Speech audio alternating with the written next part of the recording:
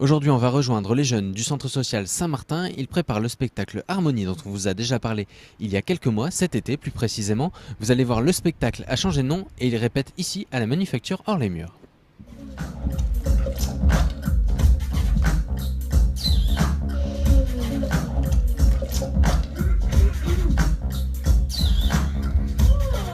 Alors Johan, tu es responsable de ce projet. Explique-nous déjà qu'est-ce que c'est qu'un Incasable. Bah déjà ça c'est un projet de longue date, hein, on le travaille depuis l'année 2015. Incasable, c'était un projet qui visait à réunir des jeunes issus d'univers artistiques différents. Donc on a des jeunes danseurs hip-hop, des musiciens et ainsi que des jeunes qui font du film d'animation. Et en fait, on a voulu les mixer pour qu'ils fassent une création commune ensemble, bien qu'ils viennent d'univers artistiques différents et puis aussi de divers horizons sociologiques et tout ça en fait. Comment ça s'est passé alors depuis 2015, l'avancée de ce projet?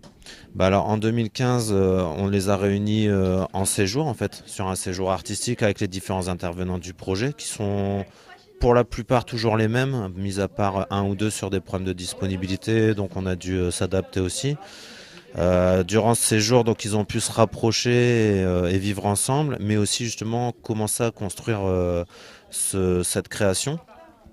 Et une fois que cette création a été travaillée, etc., ils ont continué à la travailler de manière hebdomadaire au centre social pour arriver à une autre résidence ici même à la Manufacture et présenter les 20 premières minutes du projet. Et en fait, on voulait pas s'arrêter là parce que voilà, c'était un projet vraiment qui nous tenait à cœur et voilà où la mayonnaise prenait et tout ça. Et du coup, on a voulu amener la créa à une version longue pour qu'elle soit programmable dans les salles de spectacle, etc. Et du coup, à ce jour, on a refait une résidence en juillet, une autre résidence aux vacances de décembre, et puis là, cette dernière résidence qui permet de répéter, etc., pour mettre l'avant-première de ce spectacle de 45 minutes.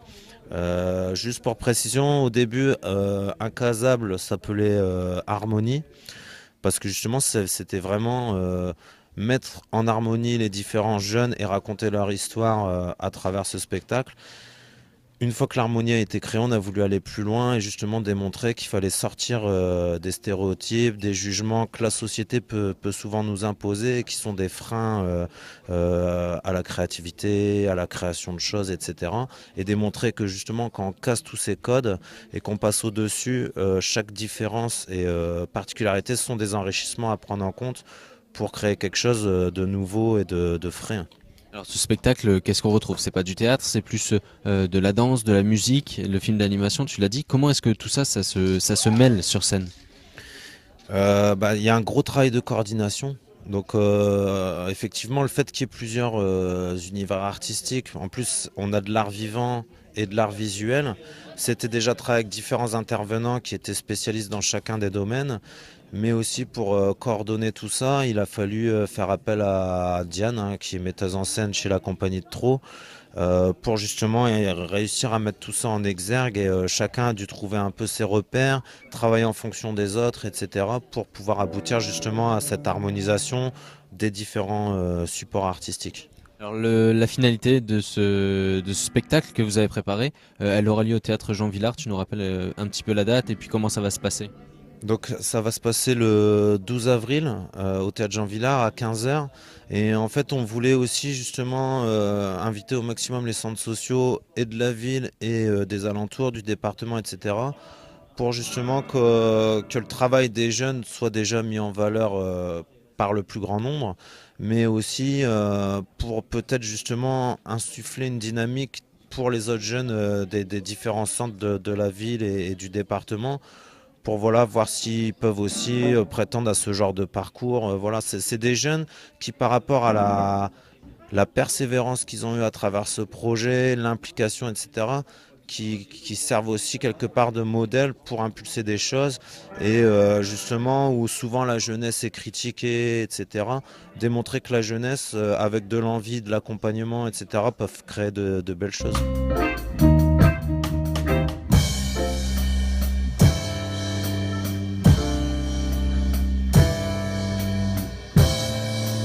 Alors Renaud, tu as travaillé avec les enfants sur la musique. Alors justement, ces jeunes, est-ce qu'au départ ils sont sensibilisés à la musique ou est-ce qu'ils ont appris uniquement ici pour ce spectacle? Alors moi en fait je suis arrivé, c'était déjà en place, le projet était déjà en route. Après généralement c'est des ados qui viennent plus de classe CHAM, donc au collège Jean Moulin si je me trompe pas, avec Madame Jacot, donc c'est déjà des gens qui sont sensibilisés à la musique.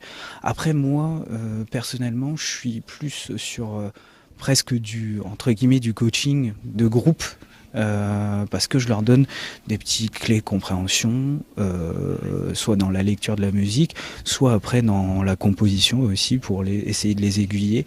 Et puis là par exemple pour la suite, ça va être d'améliorer un petit peu nos morceaux, de les agrémenter. Là pour l'instant ils n'ont pas de pédale d'effet par exemple, donc là on va travailler un peu avec les pédales d'effet par la suite, pour essayer à chaque fois d'étoffer et puis de mettre la barre de plus en plus haut, quoi. Le but c'est ça, c'est d'avoir un spectacle qui puisse être joué, d'avoir quelque chose de presque professionnel avec des enfants. Totalement, parce que c'est pas parce que c'est des ados qu'ils peuvent pas faire quelque chose de qualité. Moi là déjà à mon goût, je suis plutôt satisfait du travail réalisé. Et puis voilà, non. Après, de toute façon, ça va suivre son cours. Moi, je leur dis toujours, personnellement, je suis quelqu'un d'autodidacte. J'ai toujours appris la musique un peu par moi-même ou avec les copains, tout ça. Donc, il n'y a pas de raison en fait. La musique, c'est un vecteur. Pour moi, c'est un vecteur de lien social avant tout. Et voilà, tant qu'on se fait plaisir, c'est le principal. S'ils sont contents de faire partie de ce projet-là, c'est qu'on a gagné déjà. Alors vous faites partie des musiciens de ce spectacle. Expliquez-nous un petit peu comment ça s'est passé sur ce projet. Tout d'abord, on a commencé à faire une résidence en été, où on a commencé à recréer des sons et à se remémorer ceux qui étaient là avant, parce que ça s'est fait en deux parties. Donc on était tous ensemble, on a créé des sons dans la joie et la bonne humeur. Puis ensuite, tous les mercredis soirs, on avait des répétitions avec Renaud. Et puis on s'est retrouvés là à la résidence pour finaliser ce projet et puis donner cours à ce spectacle. Alors est-ce que avant ce projet, vous connaissiez déjà un petit peu la musique? Comment ça s'est passé, Laurine, toi? Moi j'en faisais déjà au collège. Moi je fais partie de la CHAM du collège Jean Moulin, donc je suis déjà apte à la musique et puis c'est quand même ma passion, donc. Alors qu'est-ce qui vous plaît dans le fait d'avoir ce spectacle où on a la musique, la danse et puis un petit peu de films d'animation aussi? Déjà ça nous fait travailler tous ensemble, ça nous fait créer des liens et puis le spectacle est très bien pensé, tout colle. Moi j'adore comment on a créé ça. Il y a toujours des transitions qui marchent ensemble. Après, les danseurs ont besoin de musique, mais les danseurs peuvent danser avec les vidéos derrière. Donc, ça marche super en fait.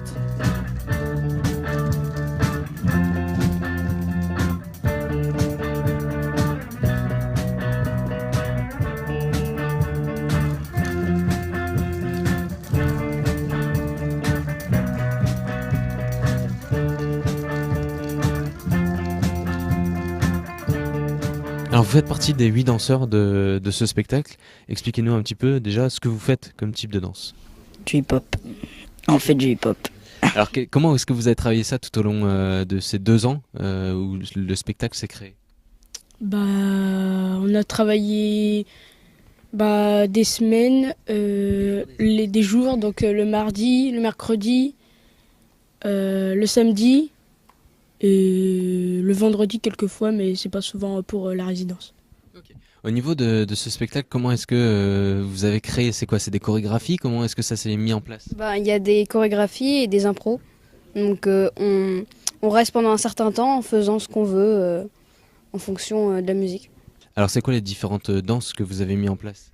Il y a les différentes danses, il y a des danses avec des bombes où on fait des chorégraphies. Il y a aussi avec des chaises, ils dansent avec des chaises. Il y a aussi des duos, des trios, tous ensemble et puis on Sur quoi vous avez travaillé pendant cette dernière semaine de résidence avant le spectacle final? On a travaillé les finalisations. On a travaillé les filages pour les lumières, les coulisses, enfin comment s'organiser pour changer de costume et puis voilà. Puis on a rajouté quelque chose et tout. Donc c'est tout.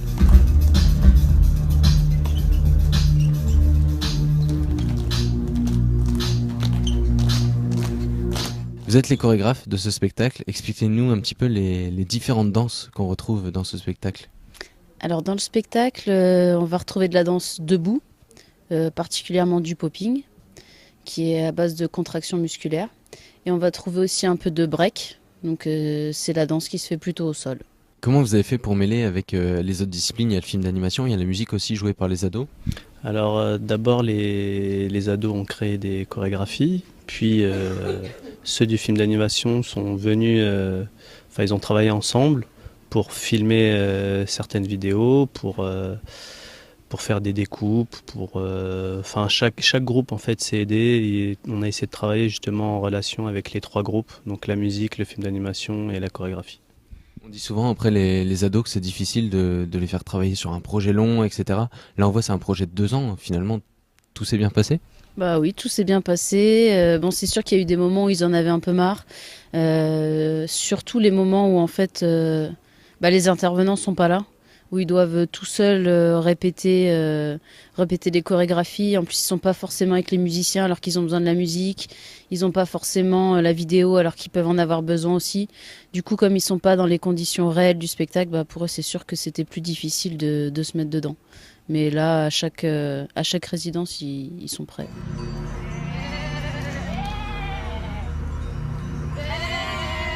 Et bien voilà, les jeunes du centre social Saint-Martin ont terminé leur filage, ils viennent de commencer leur débrief. Il leur reste un mois pour peaufiner leur spectacle. Rendez-vous le 12 avril au théâtre Jean Vilar à Saint-Quentin.